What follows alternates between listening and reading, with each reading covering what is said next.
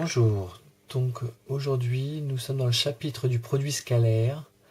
Nous allons faire la correction de l'activité préparatoire qui s'appelle du triangle rectangle au triangle quelconque. Donc on traite dans cette vidéo la correction de la première question. Distance et orthogonalité sont liées par le théorème de Pythagore.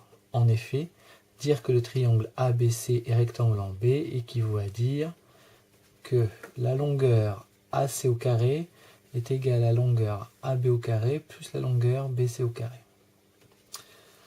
Première question. On note vecteur AB égale vecteur U, vecteur BC égale vecteur V. Donc le vecteur U plus V est égal au vecteur AC. Alors, en effet, le vecteur U plus le vecteur V s'écrit de la façon suivante. Donc le vecteur AB plus le vecteur BC. On constate que l'extrémité du premier vecteur coïncide avec l'origine du deuxième vecteur. Donc ici, on fait intervenir donc le théorème de Chasles. Donc on obtient le vecteur AC, comme ce qui est annoncé dans l'énoncé. Vérifier que l'égalité 1 s'écrit sous la forme, donc norme du vecteur U plus V au carré moins la norme du vecteur U au carré moins la norme du vecteur V au carré égale à 0. Alors on rappelle que la norme d'un vecteur, c'est grossièrement sa longueur. Alors, la norme du vecteur U plus V au carré, et d'après ce qu'on vient de dire, la norme du vecteur AC au carré. Et je viens d'expliquer que la norme d'un vecteur est la longueur du vecteur. Donc la norme du vecteur AC est égale tout simplement à la distance entre les points A et C. On n'oublie pas le carré. Donc ça, c'est pour la norme de U plus V au carré. Reste la norme de U au carré, la norme de U au carré. On remplace le vecteur U par le vecteur AB. Donc c'est la norme du vecteur AB au carré. Et c'est donc la longueur AB au carré. De même, la norme du vecteur V au carré est égale à la norme du vecteur BC au carré, c'est-à-dire la distance BC au carré.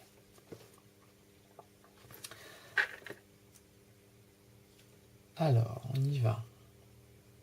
On note, alors vérifier voilà, que l'égalité 1 s'écrit sous la façon suivante.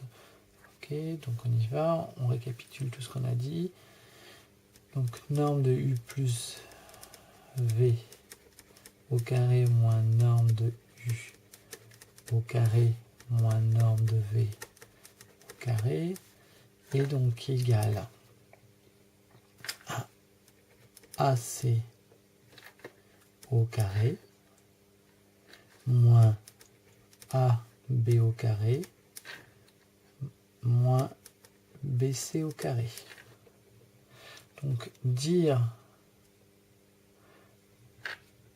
que cette quantité est nulle, donc dire que la quantité norme de U plus V au carré moins norme de U au carré moins norme du vecteur V au carré est égal à 0, finalement, ça équivaut à dire, d'après ce qu'on a dit juste au-dessus, que AC au carré moins AB au carré moins BC au carré est égal à 0. Ce qui signifie aussi donc que AC au carré est égal à AB au carré plus BC au carré. On retrouve bien le résultat demandé. Donc, QFD. Ainsi, la nullité du nombre delta, qui est égal donc à la quantité qu'on vient de calculer, traduit le fait que l'angle géométrique θ, donc l'angle géométrique θ, formé, qu'on retrouve ici, formé par les deux vecteurs est droit. Alors, je vais vous montrer, en effet, il s'agit bien, si je regarde bien, si je refais la figure, regardez, θ, donc j'ai mon triangle, on va dire presque rectangle, ici j'ai B, j'ai A, j'ai C, le vecteur U et le vecteur ici, qui est là, le vecteur V,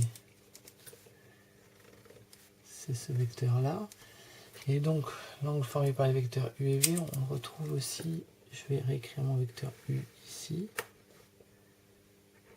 voilà, et donc on voit bien mon angle θ, voilà, θ il est bien ici, ce qui correspond avec la figure. Donc ainsi la nullité du nombre delta traduit le fait que l'angle géométrique θ formé par ces deux vecteurs est droit. C'est un abus de langage. Dans ce cas, on dit que ces vecteurs U et V sont orthogonaux. Oui, hein, pour traduire on ne peut pas traduire comment dire